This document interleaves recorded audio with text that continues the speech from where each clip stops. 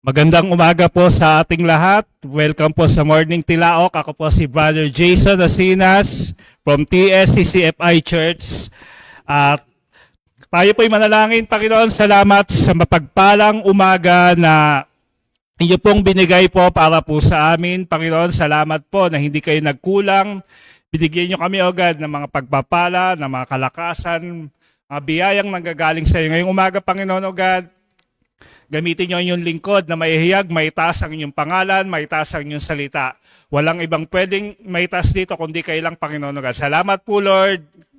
Basbasan mo ang talatang aming babasahin. Salamat po. In Jesus' name we pray. Amen.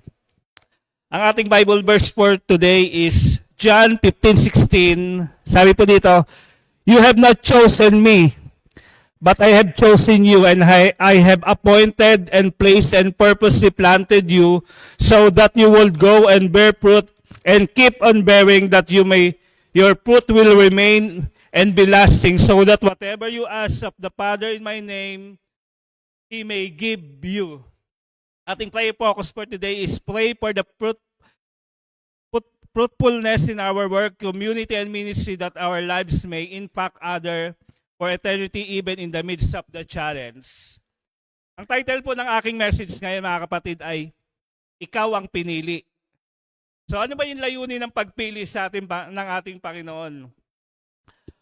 Bakit niya tayo pinili? O ano ba yung nakita ng Diyos sa atin? May mga kung ang isang tao may mga qualification niyan, kapatid eh. Halimbawa, ako, kapatid, kung ako ang pipiliin ko mataas, siyempre ako mataas. Siyempre, mataas standard mo, pipili ka na rin lang eh.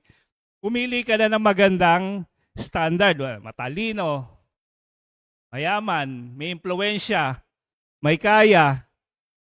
Ano pa? Yung kilalang tao, di ba? Kaya, sama na natin yung ganda, sama na natin yung ganda ng pangangatawan, di ba? Baga, tayo, kung tayo pipili ang isang tao, mataas eh. Lalo sa mga nag-a-apply ka ng kumpanya, taas mo mong pumili ng isang qualification eh. Pero ang Diyos, ano pa ba yung qualification ng Diyos, mga kapatid? May standard ba ang Diyos? Alam mo ba yung unang niligtas ng Diyos, mga kapatid, ay hindi naman, sabi mo bang mataas ba yung qualification ng taong magnanakaw? Alam mo bang yung unang niya niligtas sa krus ng Kalbaryo, yung magnanakaw? Sa palagay mo ba, mataas ba yung qualification? Nagnakaw na nga eh. Pero bakit pinili ng Diyos? Kasi sa awa niya, kapatid. Kababa ang loob. Pagbibigay ng kabutihan sa kapwa, sa tao. Ganun yung binigay ng Diyos eh. Sabi ko, the best expression of love is giving time, giving your resources, giving your life. At yun yung binigay sa atin ng Diyos. Kaya huwag ka mag-doubt, kapatid, kung bakit pinili ka ng Diyos. Bakit ako? Bakit ang pastor namin? Ako ang pinili. Tandaan mo, tignan mo, kapatid, yung qualification ng Diyos. Hindi siya namili ng mataas na standard na tao. Kumbaga, ang Diyos, ang Diyos hindi naman yan eh. Hindi nagkatuwang tao yan. Hindi namatay yan para sa mabubuti. Namatay yan para sa makasalanan. In Romans 5:8 nga, sabi niya, minahal ka ng Diyos, kapatid. Yung time na mabuti ka ba? Perfecto ka ba? Mataas yung qualification mo. Minahal ka ng Diyos yung time na makasalanan ka pa. So bibigyan ko kayo ng 4 na information kung bakit ka pinili ng Diyos. Siyempre, number 1 dyan, kapatid. Pinili ka ng Diyos, obligado kang sumunod sa Kanya.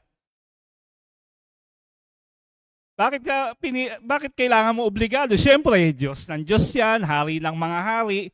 So, kailangan mo sumunod, di ba? Obligasyon mo 'yun eh bilang isang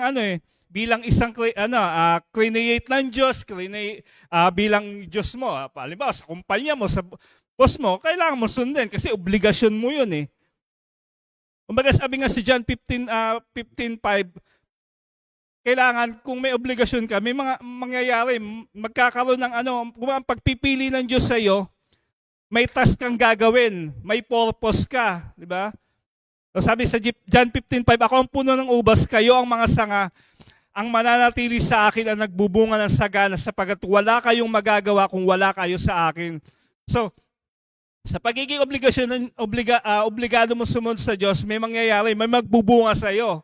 So ano pa yung number 2? Ang pagpili ng Panginoon ay namumunga ng pananampalataya sa atin. O gusto ng Diyos, maniwala ka, manampalataya ka sa pagsunod mo sa Panginoon Diyos. Pagpili sa'yo sa pagsunod mo, obligado ka.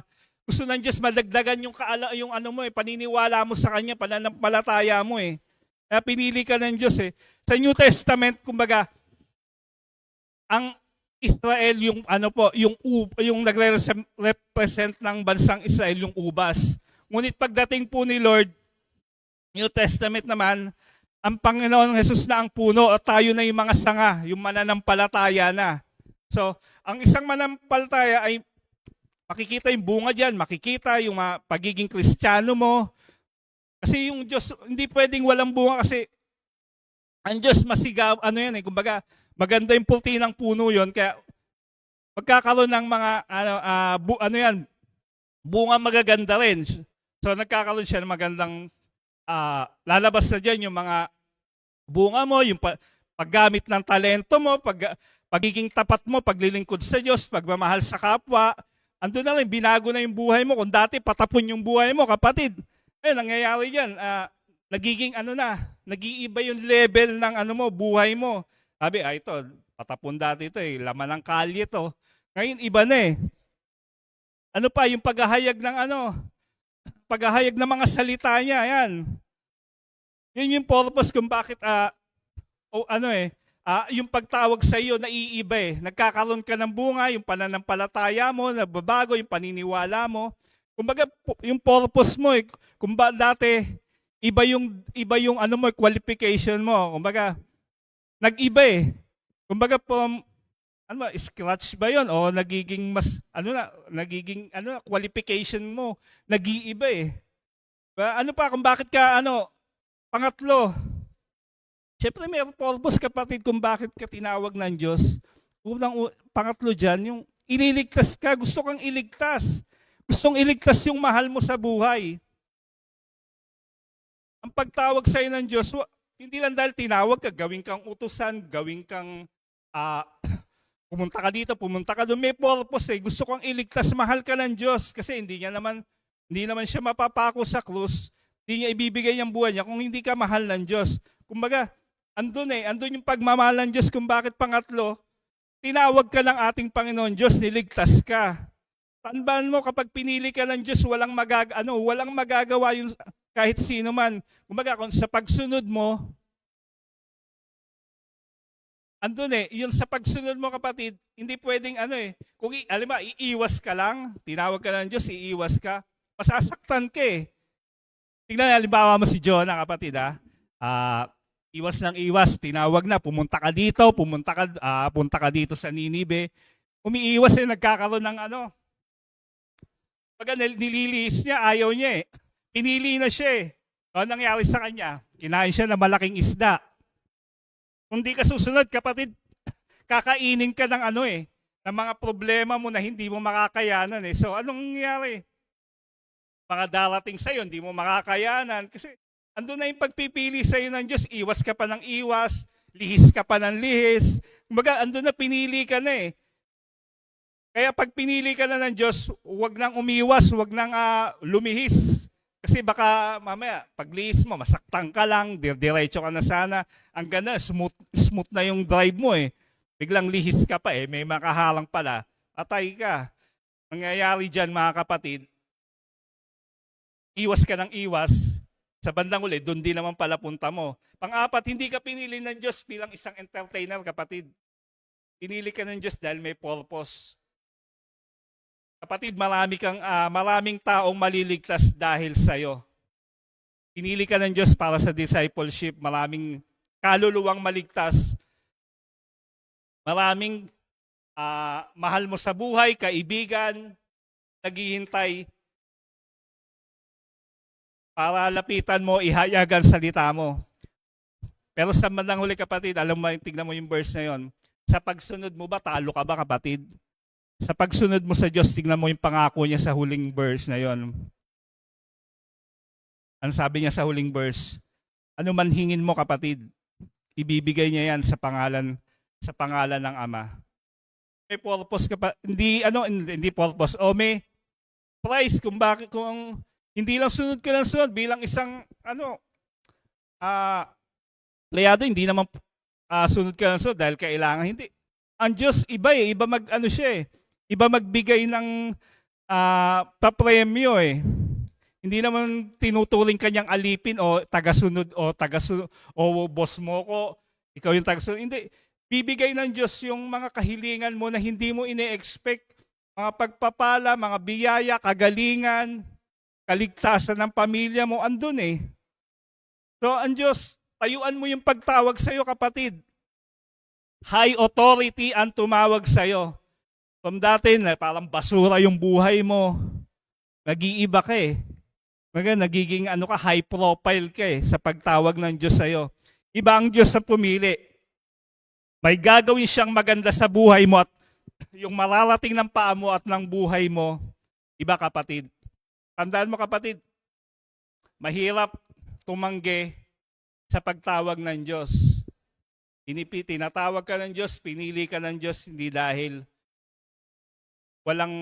dahil wala lang. May purpose ka kapatid, maraming tao at maraming kaluluwang naghihintay ng kaligtasan na nanggagaling sa Diyos. Kapatid, kung naririnig mo yung salita ng Diyos, yung mensahe na to, baka ito na yung pagtawag ng isang high profile na Diyos para sa iyo.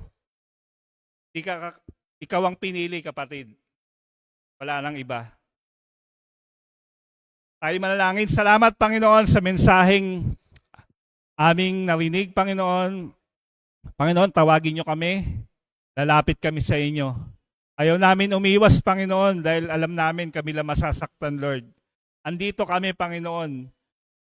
Dahil isang Diyos ang tumawag, Diyos ng mga Diyos, Hari ng mga hari. Panginoon, dalhin niyo kami saan man kami. Dalhin niyo